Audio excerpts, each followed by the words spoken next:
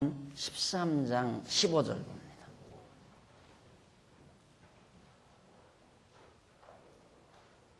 잠언 13장 15절.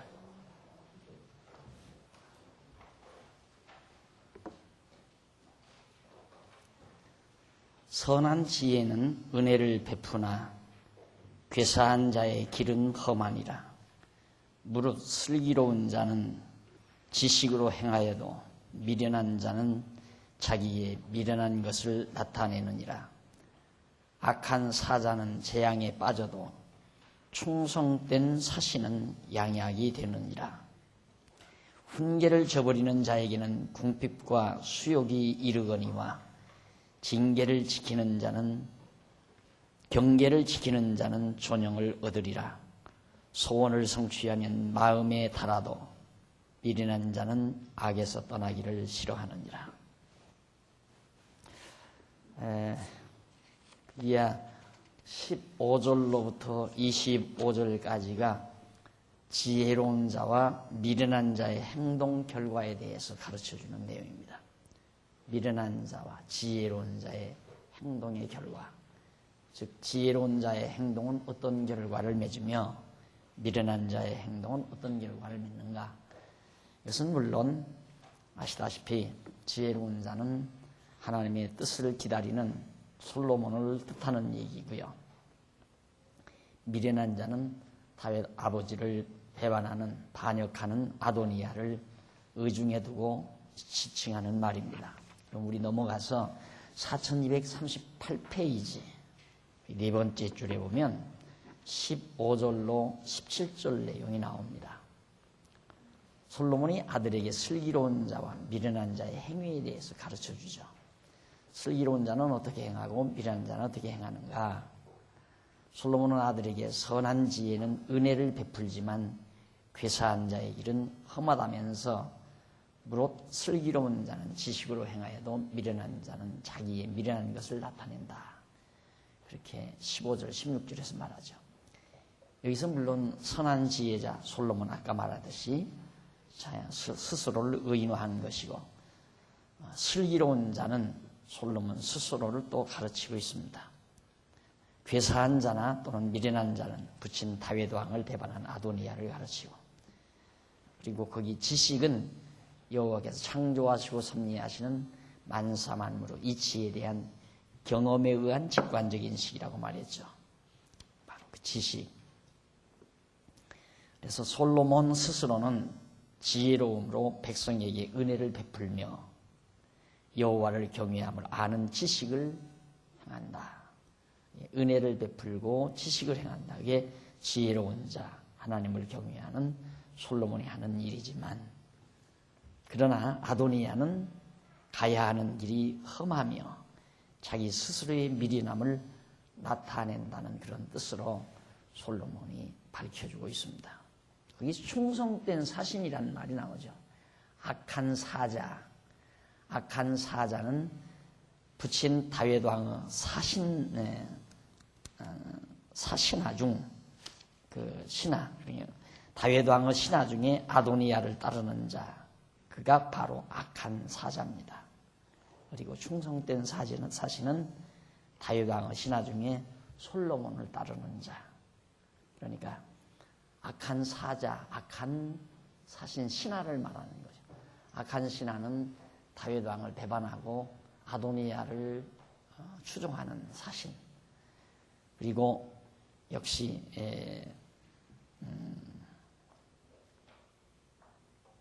충성된 사신, 이것은 그대로 아버지에게 충성하듯이 아들인 솔로몬에게 계속해서 충성하는 사신을 의중에 두고 하는 말이죠.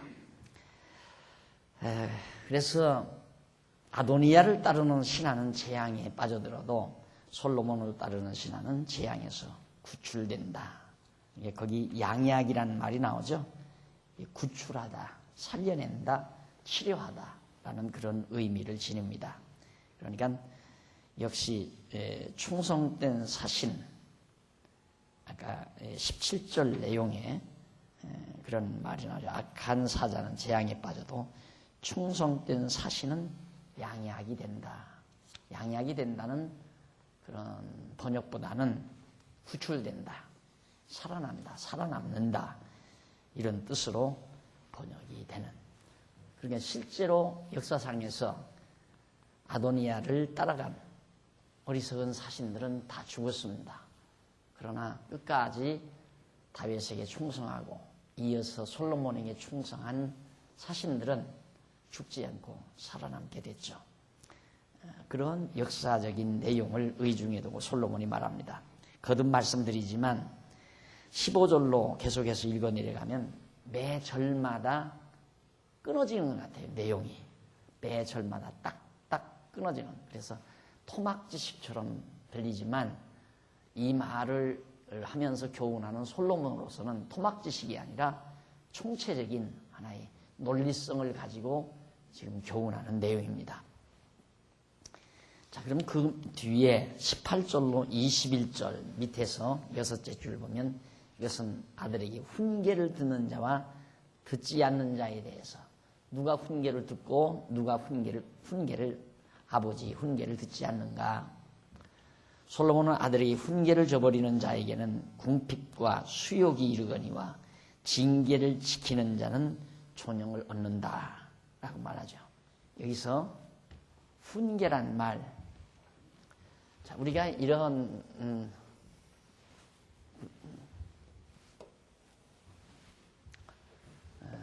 다윗, 솔로몬, 여로보암, 아니, 르호보암. 솔로몬이 잠언서에 조금 내려가면 나도 내 아버지에게 가르침을 받았다 이 말을 해요. 그러면 다윗이 솔로몬에게 가르쳐 준 것은 이렇게 섭리해 가시는 여호와 하나님을 경외하라고 가르침을 받은 거죠. 교훈한 거죠.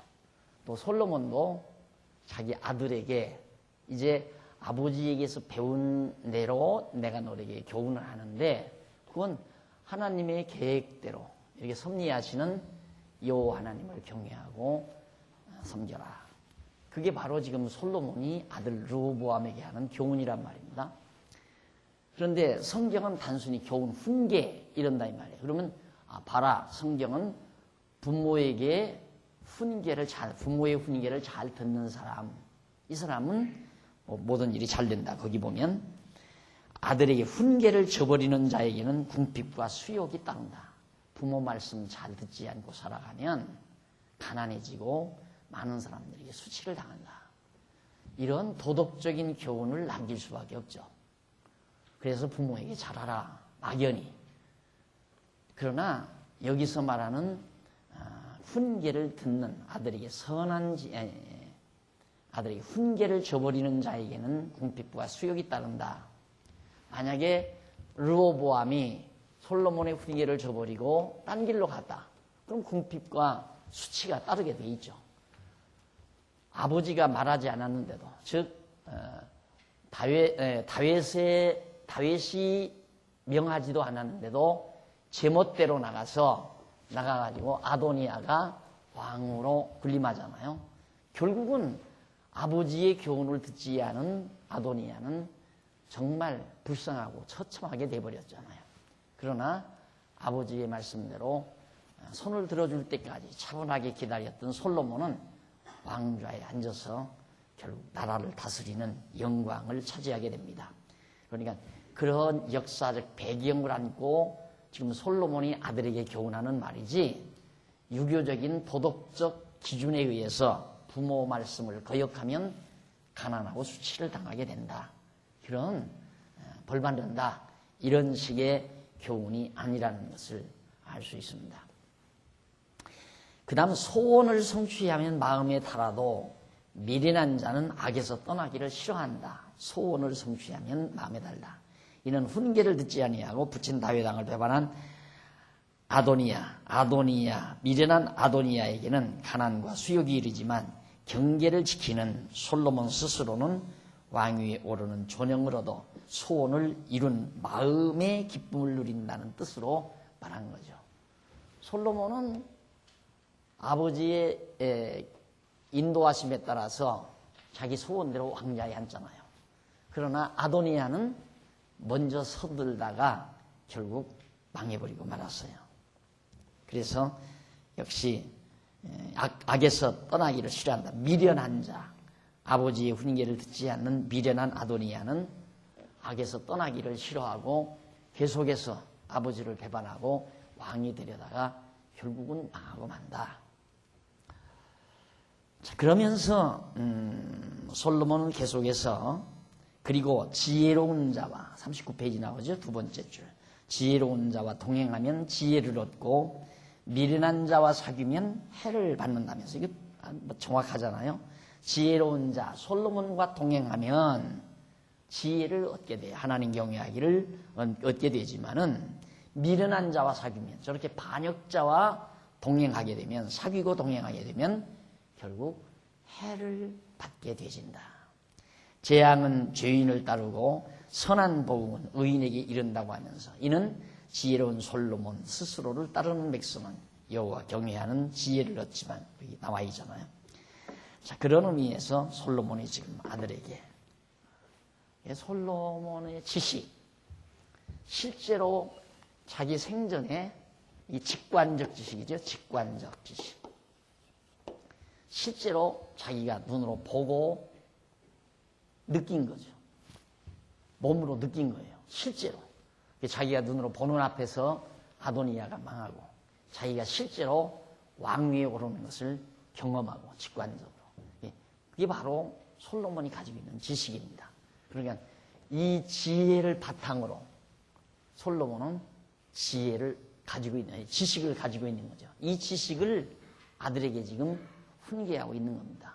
그러니까 우리 기독교 진리는 관념적인 것만은 아니다. 다시 말해서 관념은 지혜가 관념에 속한다고 할 수 있겠죠. 이 지혜는 관념적인 거라고 할 수 있겠지만 지식은 경험적인 거죠. 실제로 직관해야 되니까 직접적으로 보고 경험해야 되니까. 그래서 기독교 진리는 관념에서 머무는 게 아니라 바로 경험까지 우리에게 다가오는 것이다. 그러니까 오늘 우리들이 신앙생활하면서 성경에서 배운 말씀이 실제로 생활 속에서 다 이루어지잖아요. 나타나고 있고. 그건 지식이에요. 이제 확신이 오는 그 지식이. 그러나 우리가 성경을 배워가지고 총체적으로 알고 있는 것은 하나의 지혜라고 할 수 있죠. 그래서 지혜에서 나오는 지식, 이것이 우리에게 새 힘을 공급해 주게 되는 겁니다. 그 다음 22절로 25절에 보면 아들에게 선인과 죄인의 산업에 대해서 가르쳐줘요. 선한 사람의 산업과 죄인의 산업. 솔로몬 아들에게 선인은 그 산업을 자자손손에게 끼쳐도 죄인의 재물은 의인을 위하여 쌓는다면서 가난한 자는 밭을 경작함으로 양식이 많아지는데 혹 불의로 인하여 가산을 탕폐하는 자가 있다고 그렇게 말을 합니다. 22절, 23절. 이 내용은 선한 솔로몬 스스로는 그 산업을 자자손손 대대로 물려주죠. 그렇잖아요. 솔로몬은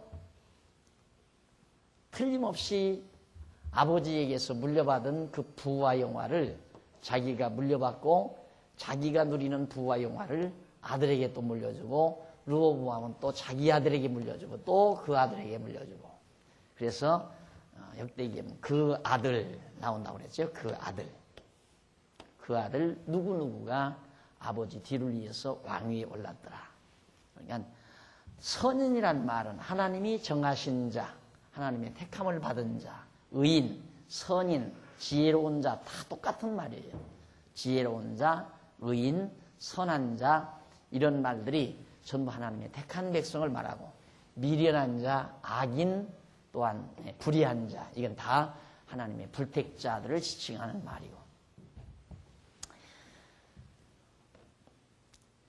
그래서 거기 보면 그 솔로몬은 스스로 그 산업을 자자손손 대대로 물려주지만 죄인 아도니아의 재물은 의로운 솔로몬을 위하여 쌓인다면서 가난한 아도니아가 노력에 의해 양식이 많아져도 불의한 행동으로 인해 가산을 탕진한다는 뜻으로 그렇게 말을 합니다.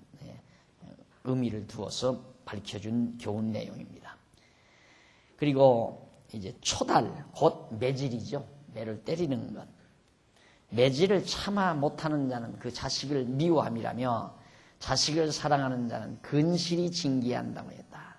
그러면서 의인은 포식하여도 악인의 배는 줄인다고 그렇게 교훈을 합니다.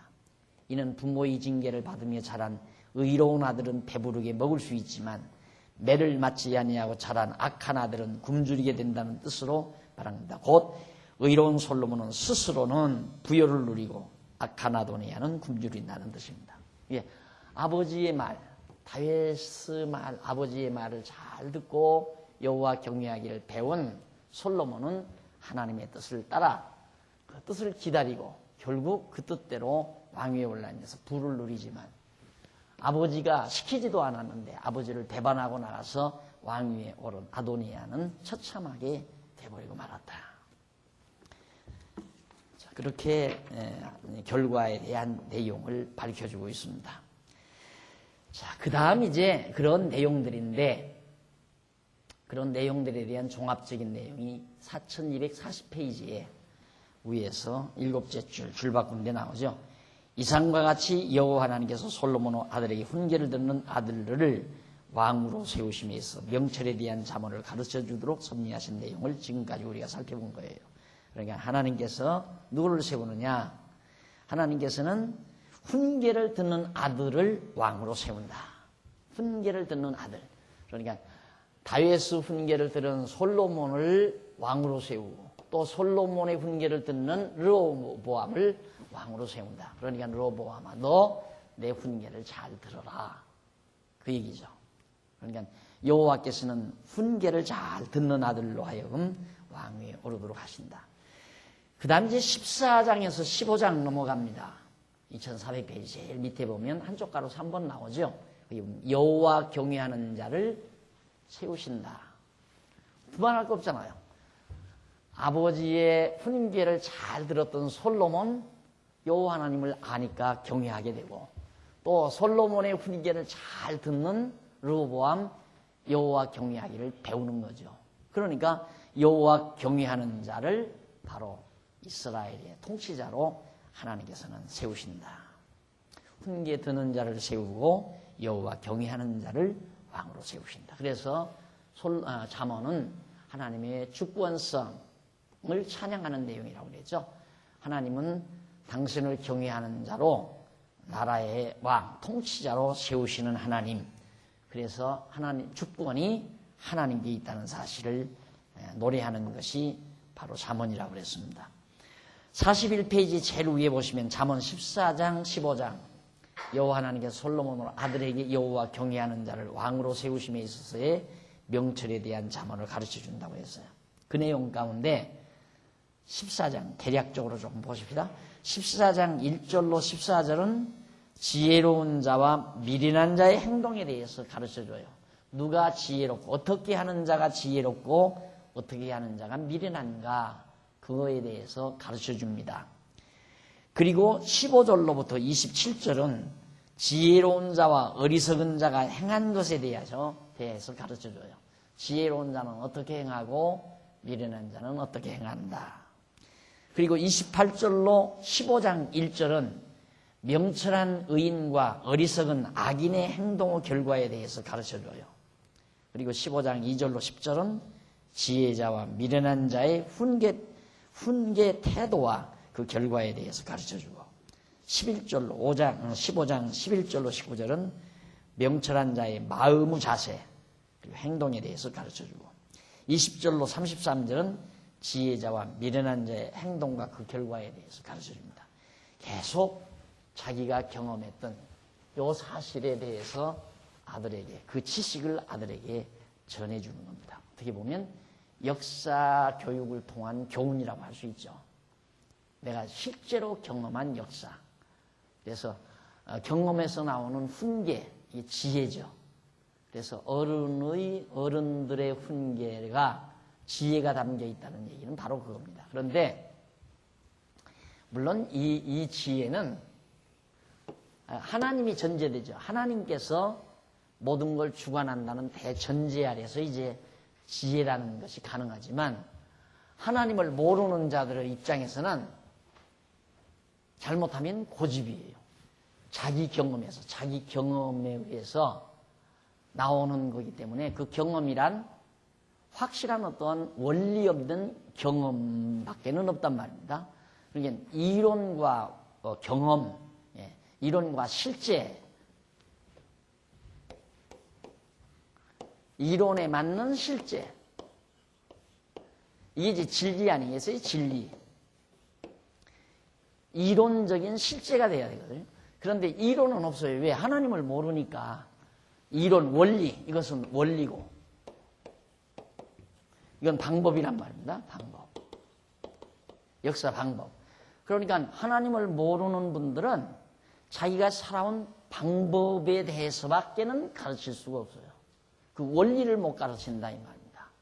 그러니까 그 방법은 똑같을 수는 없거든요. 아주 똑같을 수는 없단 말입니다.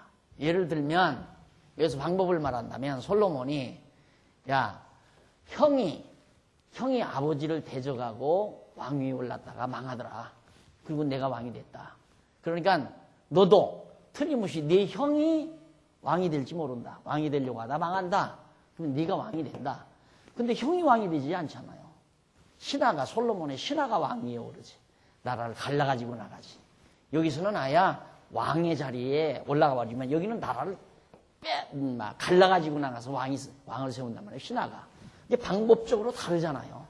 사람마다 그 방법이 다르지만 원리는 똑같다 이 말이에요.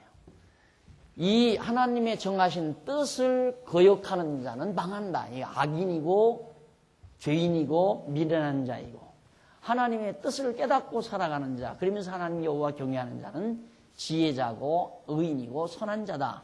이게 원리란 말입니다. 그 원리. 이게 원리 없는 방법만을 자꾸만 얘기하다 보면 그건 맞지를 않죠. 맞을 수가 없죠.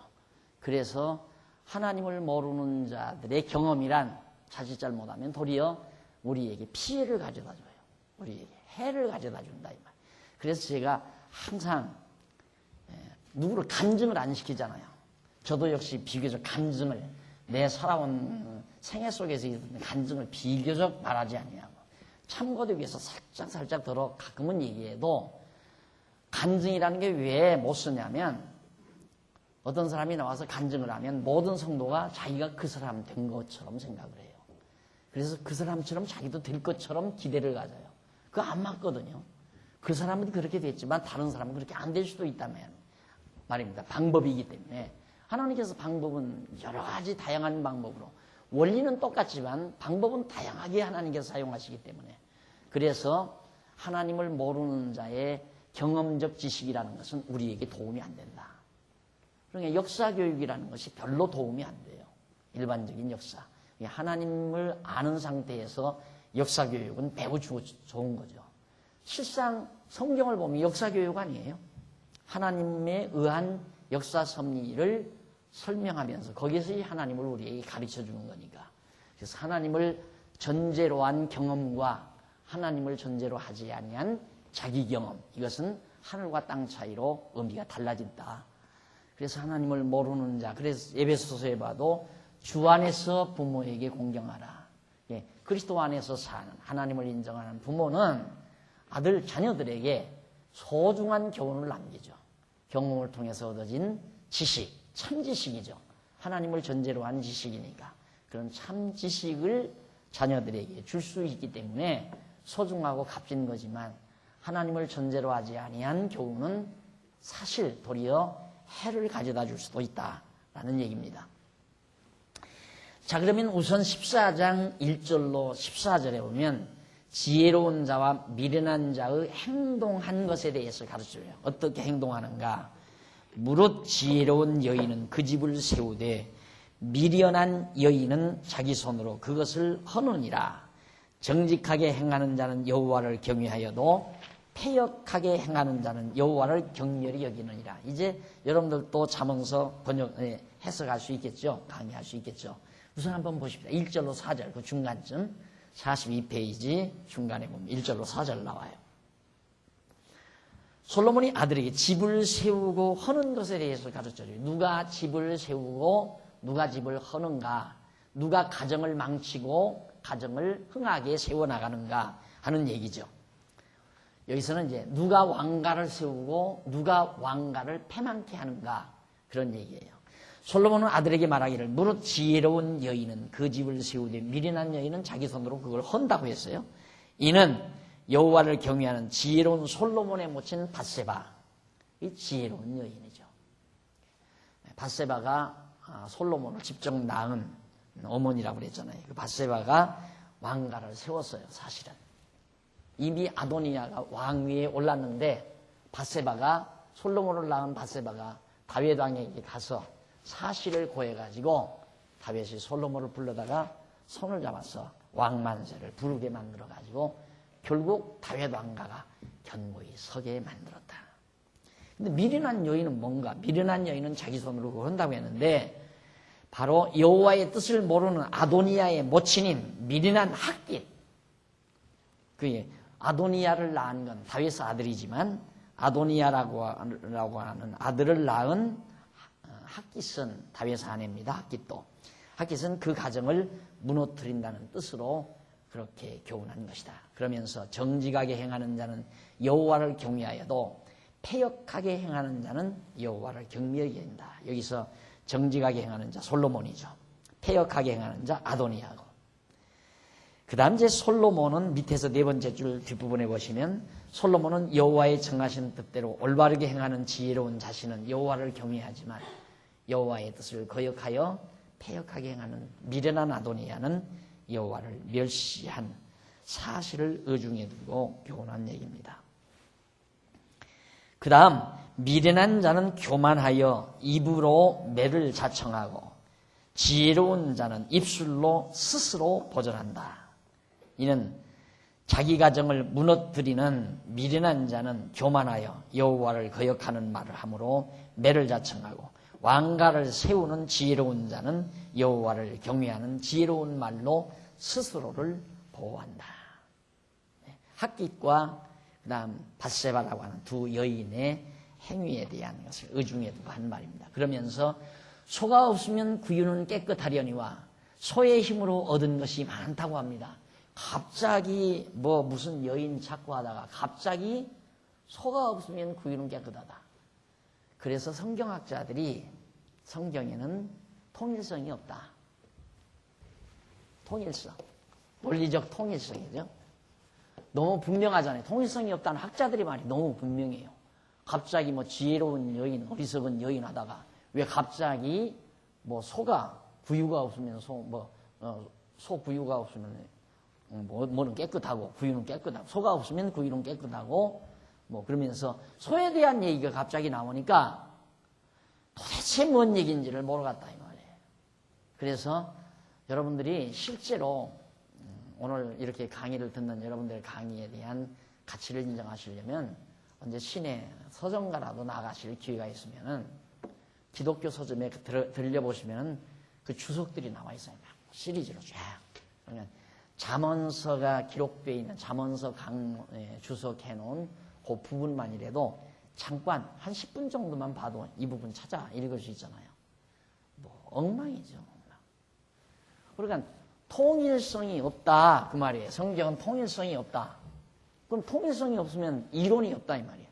이론이라는 건 통일성을 결여해 논리적 통일성이 있어야 이론이 되는 건데 그럼 이론이 없으면 진리가 아니라는 얘기 아니에요. 토막짓이 단마디 교훈 부모 말 잘 들어라 의롭게 살아라 착하게 살아라 선하게 살아라 이런 식의 단마디 도덕적 교훈이라고 그렇게 생각을 하는 거죠. 자, 그러나 그게 아니고 솔로몬으로서는 지금 굉장히 내용이 통일성이 있어요. 이 한 사건을 놓고 이 사건 속에서 경험한 진리들을 차근차근 체계 있게 지금 아들에게 가르쳐주는 내용입니다. 그래 거기 보면 이제 먼저 소가 없으면 구유는 깨끗하려니와 소의 힘으로 얻은 것이 많다고 했는데 여기서 깨끗하려니와라는 말은 히브리 원문으로 바르라고 해요. 이 말은 사랑받는 또는 빈, 사랑받는 또는 텅 빈, 순수한. 그러니까 아주 쉽게 말하면 뭔가 지저분하면 사랑 못 받잖아요. 깨끗하고 순수해야 사랑을 받죠. 사랑받는이라고 번역할 수도 있고 뭔가 지저분하지 않고 텅 비어있다. 깨끗이 비어있다. 그리고 순수하다. 속에 다른 어떠한 불순물이 없는 순수한 마음 이런 걸 표현할 때 바로 바르란 말을 써요. 그런데 여기서는 그걸 구유가 깨끗하다라고 그렇게 번역을 한 거죠. 근데 본문에서는 문장 내용으로 보아 아무것도 없이 빈이라는 말로 번역하는 것이 자연스럽습니다. 그러므로 본문은 지혜가 없으면 아무것도 얻을 수 없으나 지혜가 없으면 아무것도 못 얻어요. 지혜로 얻은 것이 많다는 사실을 비유로 말하는 거예요. 소가 없으면 구유가 텅텅 비어있다. 그러나 소로 얻는 것이 많다. 그러듯이 소라고 하는 것을 지혜로 비유를 한 거죠. 그냥 지혜가 없으면 아무것도 없는 게 없어요. 아도니아는 하나님을 경외하는 지혜가 없어가지고 욕심만 있어가지고 결국은 아무것도 못 얻었잖아요. 생명도 다 잃어버리고 다 망해버렸어요. 그러나 지혜를 가지고 있는 솔로몬은 모든 걸 다 얻었죠. 많은 걸 유익을 얻게 됐다. 이거에 대한 비유적인 이야기로 소가 없으면 구유는 깨끗하려니와 깨끗하다라고 하기보다 비어있다. 구유는 텅 비어있다. 깨끗하다고 번역하면 곤란하잖아요. 그렇죠? 그러니까 지혜가 없으면 아무것도 얻는 게 없다. 소유되는 게 없다 이 말이에요. 그 다음 이제 5절로 10절에 보면 솔로몬이 아들에게 신실한 증인과 거짓 증인의 행동에 대하여 가르쳐주는 내용입니다. 40대, 30대, 40대 접어드는 부녀들이 오늘 토론인지 합다 텔레비에서 근데 제일 고통스러운 게 한참 열심히 아이 낳고 살다가 어느 날 갑자기 확 나는 어디로 갔나 이게 느껴질 때 죽고 싶다고 그러더라고요. 그게 이제 권태기의 초기래요. 그러니까 바로 이 말이죠. 지혜가 없으면 인생이 허무해요. 50대, 60대 가면 완전히 인생이 허무하죠. 그러나 지혜가 있으면 얻는 게 너무 많잖아요. 우리는 풍성하잖아요. 그래서 오늘 낮에도 말씀드렸지만 솔로몬이 이제 다윗이 죽음을 앞두고 유언을 해요. 유언을 하면서 찬양을 해요. 하나님께 대한 찬양을. 유언과 찬양을 하고 임종을 맞습니다. 다윗이. 멋쟁이라고 제가 그랬죠. 하나님을 경외하는 지혜가 있는 자들은 비지를 않아요. 마음이 비지를 않다 이 말. 허탈하지를 않다 이 말이에요. 공허하고 허탈하지 않다. 확 얻는 게 많죠. 솔로몬도 지금 그 얘기거든요. 그런데 그렇게 교훈하면서 5절로 10절에서 아들에게 신실한 증인과 거짓 증인의 행동에 대해서 가르쳐 줍니다. 아들에게 말하기를 신실한 증인은 거짓말을 아니하여도 거짓 증인은 거짓말을 내뱉는다면서 거만한 자는 지혜를 구하여도 얻지 못하거니와 명철한 자는 지식 얻기가 쉽다. 명철한 자, 옳고 그름을 잘 하나님의 뜻을 잘 분별하는 자는 지식 얻는 게 쉽다 이 말이에요. 지금 솔로몬이 얼마나 지식이 정확합니까? 지금 자기 당대에 일어난 사건을 통해서 엄청난 지식을 얻었거든요. 왜? 하나님의 뜻을 분별할 수 있는 명철을 가지고 있었기 때문에 많은 지식을 솔로몬이 얻게 된 거예요. 지금 그걸 솔로몬이 지금 말해주고 있는 겁니다. 그러면서 지혜는 여기서 지혜는 인간의 지성과 감성 및 의지적인 전인격적 작용에 의하여 전인격적 작용에 의한 마음의 상태라면 쉽게 말해 관념적 상태라 이렇게 생각해도 됩니다. 명철은 그와 같은 마음의 작용 그렇게 이런 진리를 하나님의 총체적인 섭리에 대한 진리를 깨달은 자는 아버지를 반역하고 왕이 되는 것이 옳으냐 그러냐 이거 쉽게 판별할 수 있잖아요. 아도니아는 명철이 없어서 망한 거예요. 그러니까 자기를 하나님께서 왕으로 정해놓지 않았는데 자기 욕심껏 왕이 되려다가 망한 거 아니에요. 그러니까 분수를 모르는 거죠. 솔로몬은 왕 되려고 하지 않았어도 하나님이 이미 솔로몬 왕으로 세울 것을 정해놓으셨기 때문에 솔로몬은 그냥 기다리고 있으니까 왕위에 오른 거예요. 이것이 지혜, 명철, 얻은 지식, 바로 그런 것을 배경에 두고 솔로몬이 말하는 겁니다. 그리고 지식은 만사만물의 이치에 대한 경험, 이치의 원리죠. 이치, 원리. 만사만물, 하나님께서 천지만물을 창조하시고 주관에 가서 섭리하신 모든 것에 대한 원리,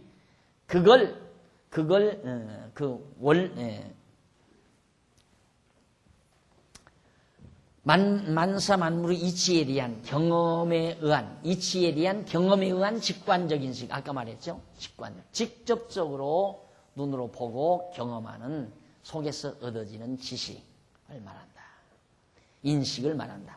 솔로몬은 거짓말을 하는 거짓 증인에게는 거만한 자가 지혜를 구해도 얻지 못하지만 진실을 말하는 신실한 증인에게서는 명철한 자가 여호와 경외함을 아는 지식 얻기가 쉽다는 뜻으로 말하는 겁니다. 앞에서 두 개의 문장을 하나로 정리해서 우리가 이해할 수 있는 거죠. 결국 하나님 여호와를 경외하고 사는 지혜가 얼마나 소중한가를 다시 한번 아들에게 확인시켜 줍니다.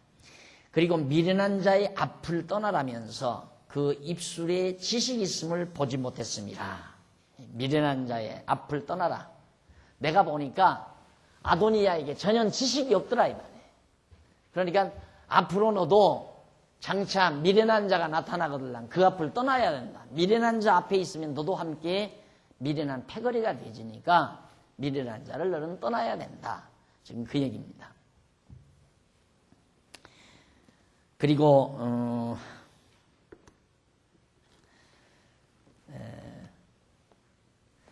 슬기로운 자의 지혜는 밑에서 다섯째 줄 앞부분이죠. 그리고 슬기로운 자의 지혜는 자기의 길을 아는 것이라도 미련한 자의 어리석음은 속이는 것이라면서 미련한 자는 죄를 심상히 여겨도 정직한 자 중에는 은혜가 있다고 그렇게 말합니다. 다시 말하면 슬기로운 신실한 증인의 지혜는 자기가 살아갈 생의 여정을 알고 있다. 내가 앞으로 어떻게 살아갈 것인가를 알게 된다. 왜? 지혜가 있으니까 알 거 아닙니까? 하나님께서는 내 앞길을 어떻게 인도해 갈 것을 알고 산다. 일생 동안 자기의 생의 여정을. 이게 바로 지혜다 이 말이죠. 왜? 하나님께서 이미 정해놓고 말씀하셨으니까. 다윗에게도 언약하시고 그 다음 유다에게도 언약했기 때문에 유다 지파에서 왕의 홀이 떠나지 않고 그 유다지자 자손으로 다윗이 왕이 됐으니까 다윗의 뒤를 이어 왕이 되면 계속해서 자자손손 왕위를 지키며 살아갈 장래의 여정을, 살아갈 과정을, 인생 여정을 다 알게 된다. 다시 말하면 슬기로운 신실한 증인의 지혜는 자기가 살아갈 생의 여정을 알고 있으나 미련한 거짓 증인의 어리석음은 속이는 것뿐이다. 아도니아가 가서 자기가 왕이 됐다. 나만 따르면 부귀와 영화를 한 손에 거머쥘 수 있다 하면서 유혹해가지고 많은 신하들을 끌고 가서 만세를 불렀지만 거짓말에 다 쏘가버리고 마는 거다. 자, 그 다음 넘어가서 이 44페이지 제일 위에 신실한 증인의 정직함 중에는 즐거움이 있다는 뜻으로 말하는 거죠. 그러면서 마음의 고통은 자기가 알고 마음의 즐거움도 타인이 참여하지 못한다. 이는 죄로 인한 고통이나 정직으로 인한 즐거움은 당사자만이 안다는 뜻입니다. 그러니까 사실 죄로 인한 고통, 아도니아의 고통도 자기가 알고 솔로몬의 기쁨도 솔로몬만이 아는 것이다. 그 다음 11절로 14절 솔로몬이 아들에게 집이 망하고 흥하는 것에 대해서 가르쳐줘요. 어떻게 하면 왕가가 흥하고 어떻게 하면 왕가가 망하는가 하는 얘기예요. 아들에게 말하기를 악한 자의 집은 망하겠고 정직한 자의 장막은 흥한다 하면서 어떤 길은 사람의 보기에 바르나 필경은 사망의 길이라. 어떻게 보면 참 바르잖아요. 아버지 다윗의 아들 아도니아가 장자란 말입니다. 그러니까 아도니아가 아버지는 이미 병들어서 다 누워있고 거동도 못하는 입장에서 제일 장손인 아도니아가 내가 왕이다. 그래 다 썩는 거거든요. 왜? 누구나 보아도 당연해.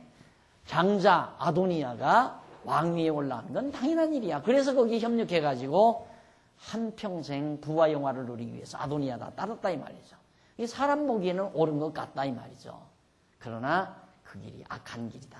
하나님이 정하신 길이 아니기 때문에 사람을 보시기에 선해만 필요 없어요. 하나님 보시기에 좋아야지 사람 보기에 좋으면 그건 아니다 이 말이죠. 솔로몬이 지금 그 말이에요. 어떤 길은 사람 보기에 바르나 필경은 사망의 길이라고 했다. 이는 악한 아도니아의 가정은 망하고 정직한 솔로몬의 왕가는 흥하는데 다윗 왕의 아들 아도니아가 부친 후 뒤를 이어 이스라엘 왕에 오르려 한 것이 사람 보기에는 올바른 것 같으나 필경은 죽음으로 가는 행동이었다는 뜻으로 교훈한 내용입니다. 그러면서 웃을 때에도 마음에 슬픔이 있고 즐거움의 끝에도 근심이 있다면서 마음이 패리한 자는 자기의 행위로 보응이 만족하겠고 선한 사람도 자기의 행위로 그러하다고 그렇게 솔로몬이 말했는데 이 말은 무슨 뜻이냐면 아도니아가 왕위에 올라 웃을 때 얼마나 좋아하겠어요? 가서 아도니아가 패거리 져가지고 가서 아도니아 만세 하고 왕의 만세를 불렀을 때 얼마나 흐뭇했겠습니까? 그 웃음이 아름다운 웃음이 아니다 이 말이에요. 웃을 때에도 한편 마음에 부친을 반역한 사실에 대한 슬픔이 아도니아의 마음속에 있죠. 아버지가 이걸 모르는데 내가 아버지를 속이고 지금 만세를 불렀는데 이런 갈등이 바로 아도니아에 있었다. 그래서 왕위에서 쫓겨나 즐거움이 끝났을 때에도 반역한 행위에 대해 보응을 받을 것에 대한 근심이 있다고 했습니다. 자, 왕위에서 결국 아버지를 속이고 왕 됐을 때도 괴로웠고 순간 기뻤지만 괴로웠고 막상 왕에서 쫓겨나서도 또 근심이 따라요. 혹시 솔로몬이 나를 보복해서 죽이지는 않을까? 그리고 선한 솔로몬 스스로도 여호와의 뜻을 기다려 왕위에 오른 것으로 만족하다는 뜻으로 말하는 겁니다. 솔로몬은 그냥 하나님의 뜻을 기다렸는데 왕위에 오른 거예요. 설쳤는데 망하게 되는 거고. 늘 그러잖아요. 빨리 간다고 해서 빨리 가는 게 아니다 이거예요. 욕심 부린다고 해서 다 자기 것대로 것도 아니고 하나님이 정하신 뜻대로 되기 때문에 안 되는 것은 억지로 욕심껏 하려고는 안 돼요. 안 되는 건 하나님의 뜻을 기다릴 줄 아는 여유를 가지고 우리가 사는 거죠. 이게 지혜 아닙니까? 내 욕심대로 되지는 일 세상에 하나도 없거든요. 우리들 지금까지 욕심대로 돼본 일 하나 없잖아요. 욕심대로 됐으면 지금 아마 서울 장안 아파트 다 혼자 다 가지고 계실 거야 아마 욕심대로. 대한민국 땅덩어리 혼자 다 가지고 계시고. 아니죠. 욕심대로라면 하늘 땅 다 가지고 있을지도 모르지. 한도 끝도 없으니까. 이게 결국 우리가 이렇게 정말 솔로몬을 통해서 이 잠언서를 통해서 우리가 지혜를 배우지만 우리가 짧은 인생길이지만 우리 생활 속에도 경험하잖아요. 우리 욕심대로는 하나도 없단 말입니다. 그런 걸 지식이라고 그래요. 안 되더라. 내 욕심대로 안 되더라. 그게 확실한 지식을 우리가 가지고 있어요. 뭐에 의해서? 이 지혜를 바탕으로 지식을 가지고 있단 말입니다. 그것이 우리에게 부하죠. 거기서 이제 마음에 여유가 생기고 거기서 온갖 평안이 내 마음을 주관하게 되고. 오늘 규현이라는 놈이 내가 딱 가니까 인사를 안 해요. 내가 안아준다고 도망을 가요. 그래서 내가 뭐라고 그러냐면 너 인마 몇 달만 기다려 봐라 이 새끼야. 왜? 지 동생이 지금 있거든요. 동생이 생겨났는데 동생만 나면 그 다음부터 이제 정오, 미움, 시기, 질투, 온갖 갈등 인간 내면에 있어서는 안 될 온갖 것이 지속해서 이제 막 다 폭발할 거 아니에요. 그렇게 돼 있어요. 인간이라는 게. 예. 그래서 내가 미리 가르쳐 주라고 했어요. 동생 여기 있다. 예, 네 동생이다. 그렇게 미리 자꾸 가르쳐 줘서 내가 이제 동생 나왔을 때 한꺼번에 폭발하지 않도록 이해로 받아들일 수 있도록 자꾸 교육을 시키는 게 좋죠. 예. 인간 정말 내면 속에서 일어나는 온갖 것, 이것 때문에 사실 불행한 거거든요. 그러나 우리 이거 알면, 미리 알면, 하나님이 이렇게 한다. 내 동생이 이제 곧 나온다. 그럼 이 다음 동생 나오면 귀여울 거 아니에요. 자꾸 동생 사랑할 마음을 담아주고. 그런데 그렇게 안 하면 동생 나와서 눕혀놓으면 엄마 나간 사이에 새까만 눈을 자꾸 한다니까, 이렇게 손가락으로. 미워가지고. 불행한 거죠. 그걸 소화 못하는 게. 우리도 불행한 것이 버려야 될 아무 필요 없는 욕심, 미움, 증오, 시기, 질투, 그런 것 때문에 우리 다 불행한 거란 말이죠. 하나님을 아는 지혜, 지식이 있으면 그거 다 안 가지려고 노력해서 안 갖는 게 아니에요. 내가 미워하지 말아요. 미운데 어떻게 미워하지 말아요? 미운데. 막 시기가 나는데 어떻게 시기를 안 부려요? 바로 이 지혜에 기초한 지식이 머리에서 확신, 그 지식에 대한 확신이 머리에서 해석을 제대로 해가지고 내 심장을, 내 마음을 자꾸 가다듬어 주는 거예요. 그래서 마음의 평안이 유지되는 거거든요. 내가 지금 아무리 많이 가지고 있어도 하나님께서 하루아침에 가져가면 아무것도 없이 빈손이 된다. 내가 지금 빈손 들고 살아도 아무것도 없어도 하나님이 나에게 주려고 들면 하루아침에 또 하나님께서 나가 가지고 살 수 있도록 하나님이 하신다. 그걸 의심 없이 믿어버리면 가진 것에 대한 자만도 없어져 버리고 없는 것에 대한 슬픔도 그렇게 우리에게 크게 자극이 안 되는, 그래서 지혜와 지식이란 매우 중요한 것이다. 정말 그걸 지난번에도 말씀드렸지만 솔로몬이 어떻게 그렇게 느긋할 수 있었을까? 응? 형이 만세 불렀다는 말을 듣고 그래도 솔로몬 가만히 있었어요. 어머니가 분통이 이놈아 너는 성경에는 그렇게 안 했지만 이놈아 너는 뭐하고 있냐 지금 너 형이 지금 만세 불렀다. 그리고는 엄마가 밧세바가 다윗에게 가서 다 고해 바친 거 아니에요. 그래서 다윗이 솔로몬 불러들여서 손들어 준 거란 말입니다. 그렇게 됐으면 솔로몬이 나 같으면 그랬을 것 같아.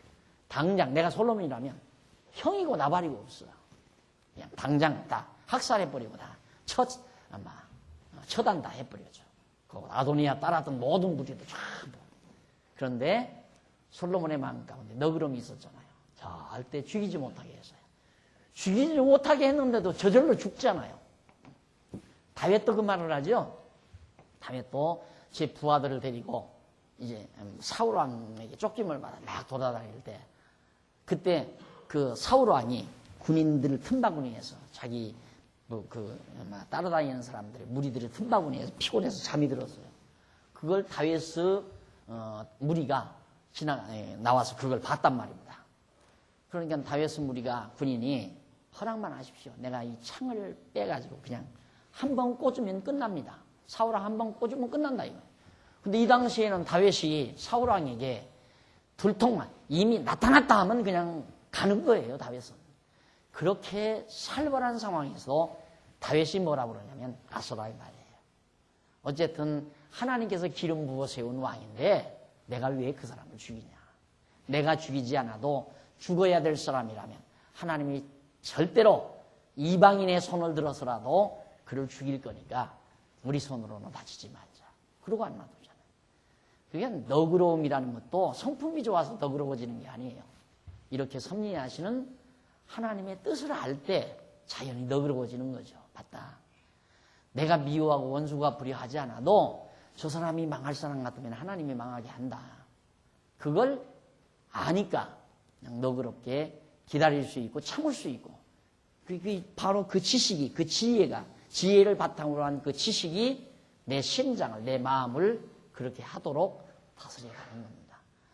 자기 혼자 수양으로는 안 돼요. 절대 수양으로는. 그래서 지난번에도 어느 집사님하고 잠깐 대화하면서 그랬지만 그 성철 스님이라고 마지막 가면서 거짓말이다, 속지 말아라, 거짓말이다. 그 양반 정말 한평생 가정 버리고 가서 도를 득도하기 위해서 산소에 가서 일평생 살았지만 안 되더라 이 말이에요. 물은 물이고 산은 산이로다. 인간은 인간이더라 이 말이에요. 그대로 하나 변함이 없더라. 아무리 내 속에서 욕심을 사라지게 하고 내 속에서 천하 없는 모든 잡념을 없애려 해도 여전히 내 내면 속에 계속 들어오더라. 그게 사는 산이로다 물은 물이로다. 유명한 말 아닙니까? 마지막 죽으면서 속지 말아라. 거짓말이다. 속지 말아라. 안 돼요. 자기 개인이 그냥 수양해서 내 속에서 욕심이 사라지고 인내심이 생기고 너그러움이 생기고 그거 안 된다 이 말이에요. 지혜를 바탕으로 한 지식은 가능하게 만들죠. 하나님의 말씀의 능력이 그렇게 만들어 간다는 뜻입니다. 그 다음 넘어가서 넘어가지 말고 제일 밑에 줄에 보면 이러한 솔로몬의 가르침은 나오죠. 성경 구절 바로 뒤에 44페이지 제일 밑에 이러한 솔로몬의 가르침 모두 열조와 맺은 언약대로 이루시는 여호와의 주권성의 근거를 두고 있습니다. 그러니까 지금 솔로몬이 아들에게 하는 모든 교훈은 여호와 하나님의 주권성, 여호와 하나님의 이 주권성의 근거를 두고 전부 교훈하는 거예요. 하나님의 정하신 뜻대로 하나님께서 주권적으로 역사를 진행해 간다. 인간이 미리 앞서고 인간이 막 욕심을 부리고 인간이 탐악을 부린다고 해서 되는 게 아니라 하나님의 정하신 뜻대로 하나님의 주권에 의해서 모든 만사가 이루어져 간다. 지금 그 얘기예요. 그 다음 넘어가서 45페이지 14장 15절로 27절 거기 보면 지혜로운 자와 어리석은 자가 행한 것에 대해서 가르쳐 줍니다. 지혜자는 어떻게 행하고 어리석은 자는 어떻게 행했는가 계속 되는 교훈의 내용인데 다음 시간 이 부분 말씀드리기로 약속하고 오늘 강의 여기까지 마무리합니다.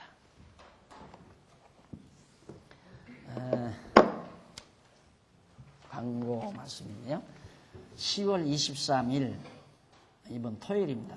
대구 동산교회 임직식에 참여하실 분들 거기 참석하시고 축하해주고 싶으신 분들은 교회에 7시 반까지 나오셔야 됩니다. 여기서 7시 반에 출발해서 결혼식이란다. 임직식이 12시니까 7시 반에 출발해야 아마 식에 참여할 수 있을 거예요. 그래서 가실 분들은 미리 행정위원장이신 우리 홍남표 집사님, 홍남표 집사님에게 오늘 저녁 말씀해 주시고 아니면 오늘 저녁 미처 연락이 안 되신 분들은 연락해서 내일이라도 홍남표 집사님에게 연락을 해 주시면 숫자 파악이 가능하겠습니다. 자, 다른 광고 없으시면 기도하십시다. 살아계셔서 정하신 뜻을 따라 역사를 주관하시고 인간의 생사화복 그리고 인생의 한평생의 여정을 섭리하시며 이끌어가시는 하나님 아버지의 능력을 다시 한번 저희들이 살펴봤습니다. 솔로몬의 교훈을 통해서 다시 한번 또 확인을 얻게 됐습니다. 하나님 아버지여 우리 안에서 어리석음이 버려지게 하시옵소서. 있어서는 정말 안 될 우리 마음속에 간직에서는 고통스럽고 괴로울 수밖에 없는 미움과 증오, 시기와 탐악, 온갖 갈등 이거 모두 다 버릴 수 있는 말씀의 능력이 우리 마음속에서 운동 역사 될 수 있도록 함께 하시옵시기를 간절히 소원합니다. 이제 우리들 어두운 밤길 돌아갑니다. 주 안에서 다시 만날 때까지 주의 평안이 우리 성도들의 마음과 가정을 지켜주시고 정말 오고 가는 길도 주께서 동행해 주시옵소서. 예수님의 이름으로 기도드립니다. 아멘.